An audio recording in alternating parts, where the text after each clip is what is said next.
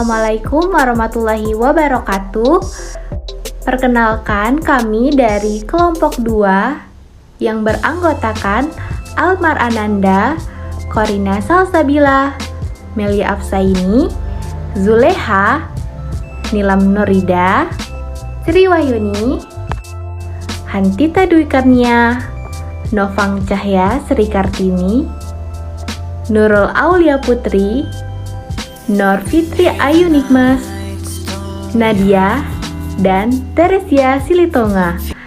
Nah, pada kesempatan kali ini, di sini kami akan membahas mengenai analisis deskriptif untuk pengukuran penyimpangan.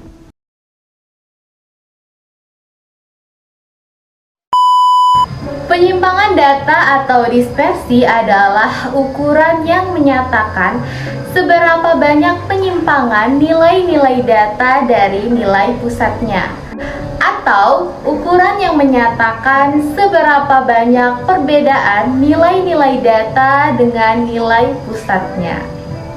Macam-macam ukuran penyimpangan data. Yang pertama itu ada jangkauan, kedua ada simpangan rata-rata, yang ketiga ada simpangan baku, yang keempat itu ada varians, dan yang kelima itu ada koefisien variansi. Pertama yaitu jarak atau range. Nah, jarak atau yang biasa dikenal dengan kisaran nilai merupakan ukuran yang paling sederhana dari ukuran penyebaran. Jarak ini merupakan perbedaan antara nilai terbesar dan nilai terkecil di dalam suatu kelompok data, baik itu data populasi maupun data sampel. Nah, semakin kecil ukuran suatu jarak, maka hal ini menunjukkan suatu karakter yang lebih baik. Hal ini menunjukkan bahwa data tersebut mendekati nilai pusat dan nilai kelompok. Jarak untuk data terbagi menjadi dua, yaitu jarak untuk data berkelompok dan jarak untuk data tidak berkelompok. Adapun jarak untuk data tidak berkelompok dapat diukur menggunakan rumus, yaitu nilai terbesar dikurang dengan nilai terkecil. Contoh penerapannya dapat dilihat dari adanya data nilai ujian tengah semester mata kuliah statistik di mana ada dua kelas, yaitu kelas A dan kelas B. Nilai dari kelas A itu terdiri dari nilai 90, 70, 50, 80, 50, 60, 70, 70, 85, dan 85. Sedangkan kelas B terdiri dari nilai ada 95, 87, 76, 84, 75, 96, 85, 83, 73, dan 80. Untuk langkah awalnya yaitu kita urutkan dulu nilai dari kelas A dan kelas B dari nilai yang paling rendah sampai ke paling yang tinggi. Nanti baru lah mengikuti rumusnya, yaitu nilai terbesar dikurangi dengan nilai terkecil. Jadi dapat kita ambil kesimpulan bahwa rentang kelas pada nilai kelas A itu pada rentang nilai 90 kurangi 50 yaitu 40, dan rentang kelas B yaitu pada nilai 96 kurang 73 sama dengan 24. Selanjutnya, jarak atau range. Untuk data berkelompok adalah selisih antara batas atas dari kelas tertinggi dengan batas bawah dari kelas terendah. Untuk contohnya berikut ini adalah data yang sudah dikelompokkan dari harga saham pilihan pada bulan Juni 2007 di BEJ. Pertanyaannya, hitunglah rank dari data berikut. Untuk data yang pertama ada 160 sampai 303, data yang kedua 304 sampai 447, data yang ketiga 448 sampai 591, data keempat 592 sampai 735, data yang kelima 736 sampai 878. Untuk penyelesaiannya dirumuskan dengan rank sama dengan batas atas kelas tertinggi dikurang batas bawah kelas terendah. Dengan batas atas kelas tertinggi diketahui dengan nilai 878, sedangkan batas bawah kelas terendah diketahui 160. Jadi 878 dikurang 160 sama dengan 718. Untuk datanya, data ranknya adalah 718. Baiklah, selanjutnya saya akan membahas mengenai kebaikan dan kelemahan dari range. Adapun kebaikan dari range itu yaitu sebagai salah satu ukuran penyebaran data, ialah dengan menggunakan range dalam waktu yang singkat dapat diperoleh gambaran umum mengenai luas penyebaran data yang sedang kita hadapi.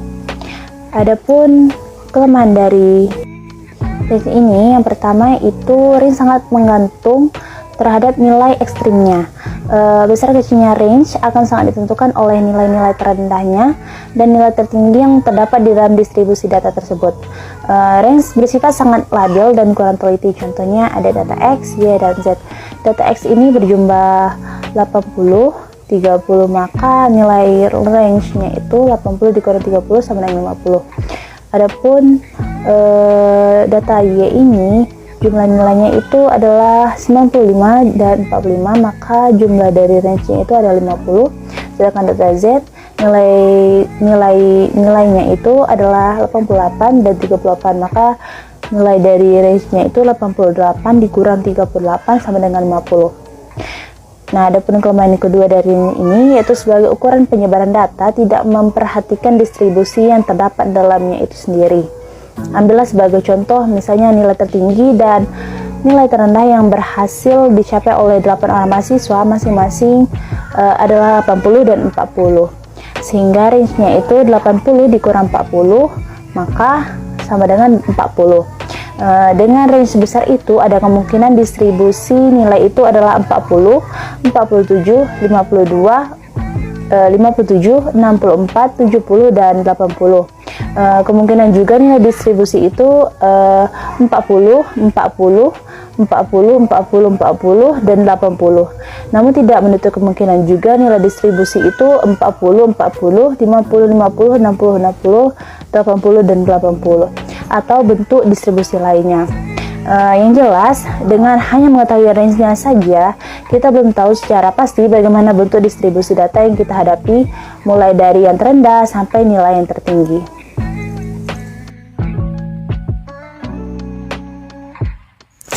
Deviasi.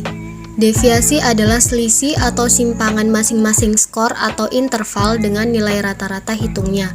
Bila setiap skor atau nilainya lebih besar dari materinya, maka deviasinya positif. Simpangan rata-rata atau mean deviasi. Yang dimaksud dengan simpangan atau deviasi ini adalah selisih antara nilai pengamatan ke satu dengan nilai rata-rata, yaitu selisih setiap nilai dikurang nilai rata-rata. Dalam pengukuran deviasi, rata-rata ini perlu dilihat dari sisi datanya, yaitu dari data yang tidak berkelompok ke data yang berkelompok. Data tidak berkelompok. Untuk menghitung deviasi rata-rata, data yang tidak berkelompok dapat dilakukan dengan rumus median sigma data ke I dikurang rata-rata hitung sampel dibagi ukuran sampel.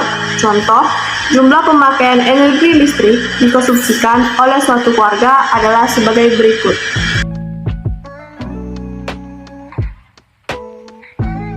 Demikianlah penjelasan mengenai analisis deskriptif untuk pengukuran penyimpangan. Terima kasih kepada teman-teman yang sudah menonton. Sampai jumpa lagi.